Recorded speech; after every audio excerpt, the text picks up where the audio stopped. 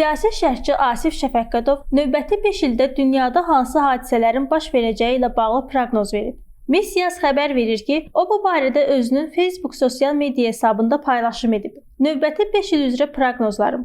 Ukrayna ya bir neçə dövlət arasında tam bölüşdürüləcək, ya da dənizdən təcrid olunmuş kiçik bir ərazidə mövcud olacaq. NATO ləğv olacaq, əvəzində Avropanın bir neçə dövlətindən ibarət 2-3 hərbi ittifaq yarana bilər. Avropa İttifaqı parçalanacaq. Avropada sərhəd müharibələri başlayacaq. Böyük Britaniyadan Şotlandiya və Şimali İrlandiya ayrılacaq. ABŞ, Kanada və Qrenlandiyanı ilhaq edəcək. Çin Tayvanı dinc yolla özünə birləşdirəcək.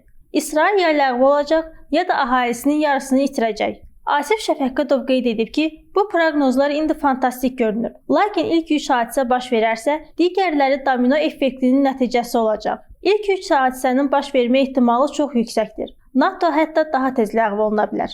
Daşqın Həsənov, Seyrani Quliyeva, Heydər Həsənli, Missiya TV.